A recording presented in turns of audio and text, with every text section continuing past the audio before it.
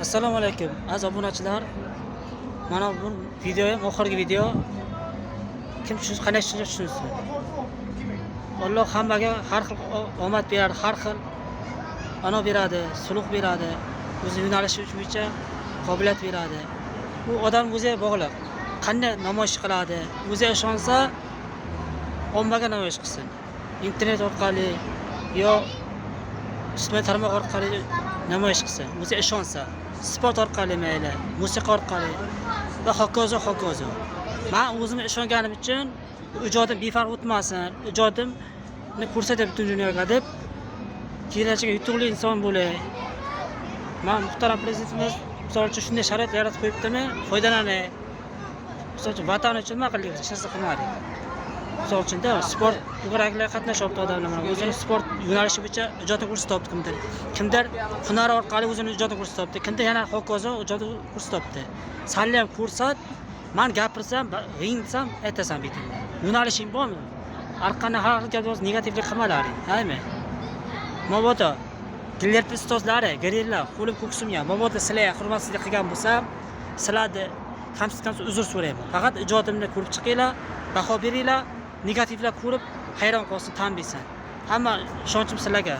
Sizlar ishonaman, hamma umidim sizlarda. Sizlar taqdirga tan berib, mana zo'rchalar, ijodi bor, buyuk. Gapga javob berar ekan. Qobiliyati o'ta kuchli, chalib edamasini deb tan bersanglar, negativlar tan beradi. Mo'cha ular meni qo'ymaydi. Ijodimni qaranglar, kim qaraydi mana? Shunda qobiliyatim bor, sulhim bor. Sulhimdan befarq bo'lishni xohlayman dunyoga. Kelajakda yutuqli inson bo'lishni xohlayman. Vatanimga foydam tegsin, vatanning bayrog'ini ko'tarib chiqay deyman. Musobaqalarga qatnashib. Sizlar shuni tushunasizlarmi? Prezidentimiz bizlar uchun hamma sharoit yaratib qo'yibdilar. Xohlar o'qiy, xohlar hunar tanlab, xohlar kasb hunar orqali o'zi ijtimoiy tarmoqlarga joylashtirib, hunarini ko'rsat, qo'lga nima kelsa deb. Agar sizlar harakat qilsanglar, muhtaram prezidentimiz yo boshqa hokimlar sizlarni taqdirlaydi yaxshi mukofotlar bilan. Bu dunyoga kelgan ota-onangga, vataningga foydang tegsin. Befarq o'tkazma hayotingni.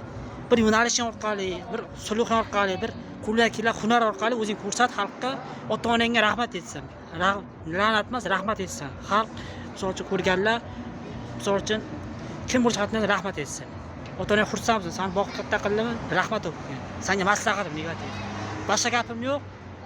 Kim qanday tushunsin, kimga hurmatsizlik qilamiz, qo'lib ko'ksimga chaqirsangiz. O'zbekiston muhtaram prezidentim Ozod Nazarbekov qo'lim ko'ksimga. Meni kechiring hurmatsizlik qilgan bo'lsam. Zo'ri yo'q bu dunyoda. Zo'ri faqat Alloh. Meni kechiringlar. Kibrlanib katta ish xohlayman, xalqdan kechiringlar. Faqat ijodim ko'rsatishni xohlayman, hurmat qilishlarini xohlayman. Muxlislar, rahmat sizlarga. Qo'llaylar oxiratcha. Men chiqaman 8 ta yetib inson bo'lib, qo'llaylar.